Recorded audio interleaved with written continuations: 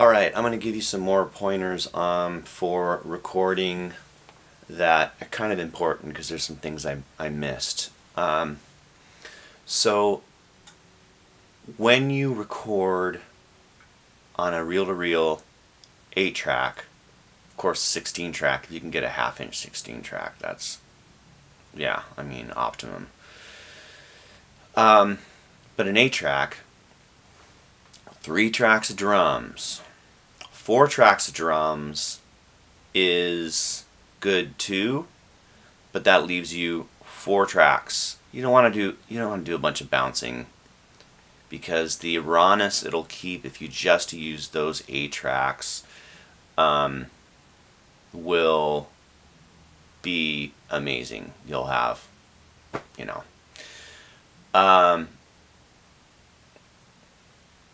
So what I would do a lot, because I'd like to record bass, 3 guitar tracks, bass, so I would do 4 tracks of drums, unless I was doing vocals. And a lot of times I wanted to do vocals, I do vocals and they'd suck, so I delete them.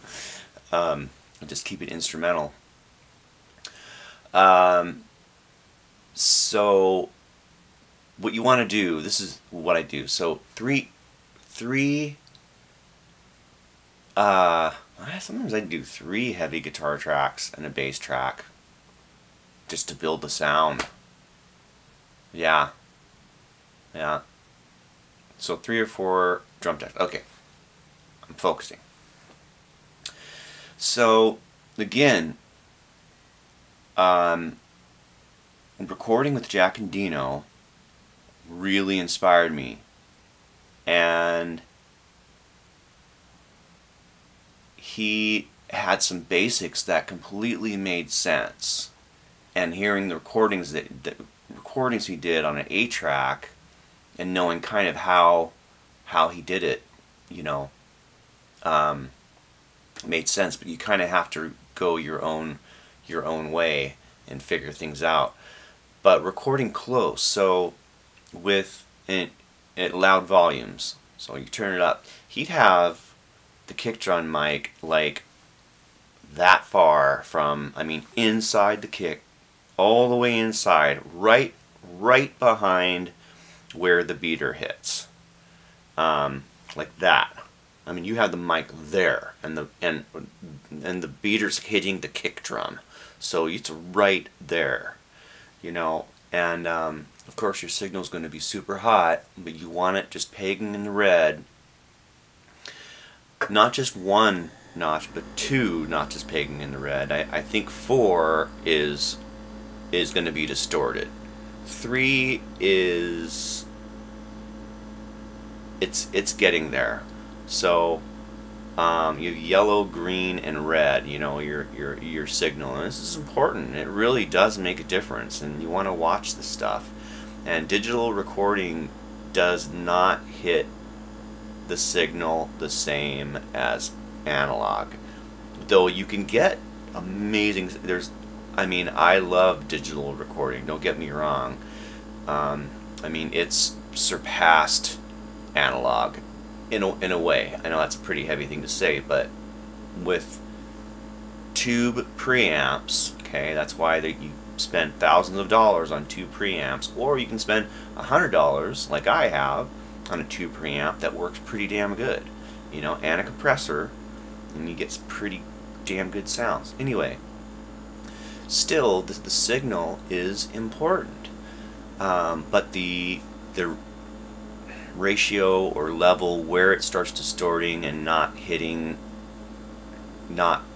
creating the sound correctly is different. Mics are important. So there are mics for the kick. There, you know, Shure SM57s, again, 58 specifically, are good to use. Okay, so there's that. So I would do that. So a lot of those recordings, I have a mic somewhere, maybe on the floor tom if I'm using the floor tom, but we're gonna go with this. I have a mic miking the snare, and it's kind of, and the hi-hat's right there, so it's picking up a little hi-hat, but it's aimed close to the snare drum, very close to the snare drum, and kind of aimed diagonally a little bit. So you're kind of diagonal, aimed towards the, this is jack 2 here, aimed towards, more towards the middle of the snare, not exactly the middle, so you have it close and you have it pointed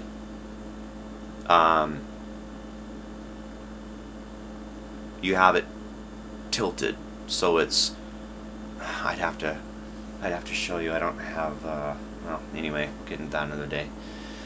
And then you have an overhead, and I did this myself, because Jack uses 2 overheads, and placing of overheads is, there's so many placements of overheads, but I found one that's very, very useful.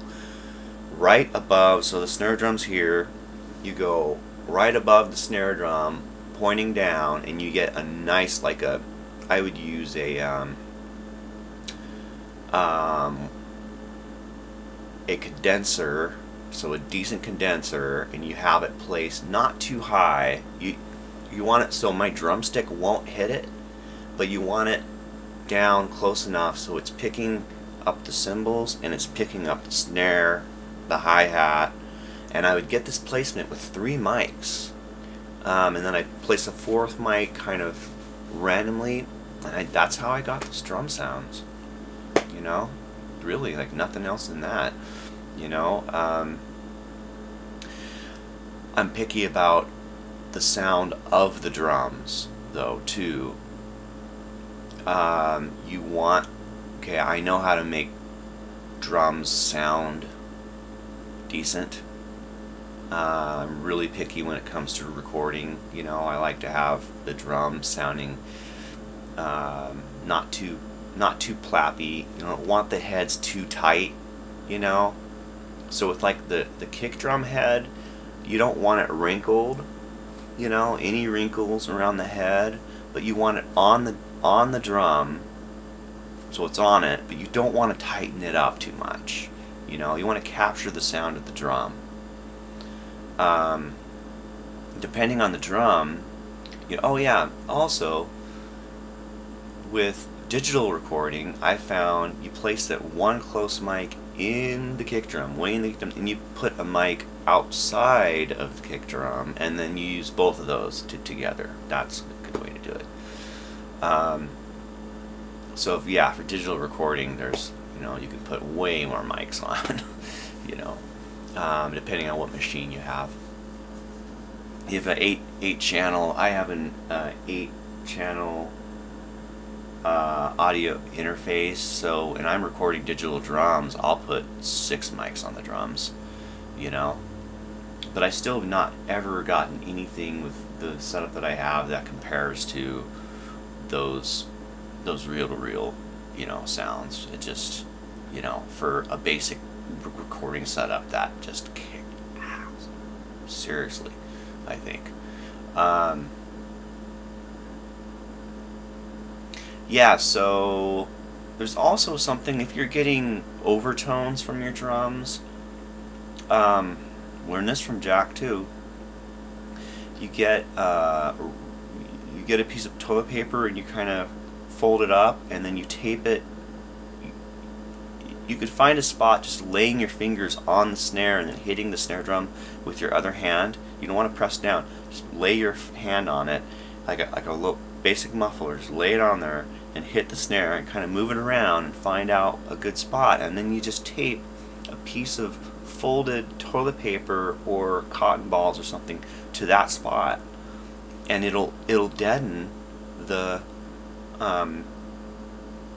snare just enough that it won't have crazy overtones, because a good sounding snare drum is important for a heavy drum sound. So you want that, you know, and capturing that. So, you know, there's little things. So this is some pointers. The drum sound is the most important, for sure. So any of you, if you have any questions regarding recording drums, I will do my best to help. I'd consider that I'm pretty good at it. I'm all right at that. I'm all right at that with like knowing how to make a drum set sound good recorded. Sometimes recording technique, depending on the gear you're recording with, isn't always that easy. But anyway, I can help. All right. There you go. There's some more info on recording for any of you that like recording out there.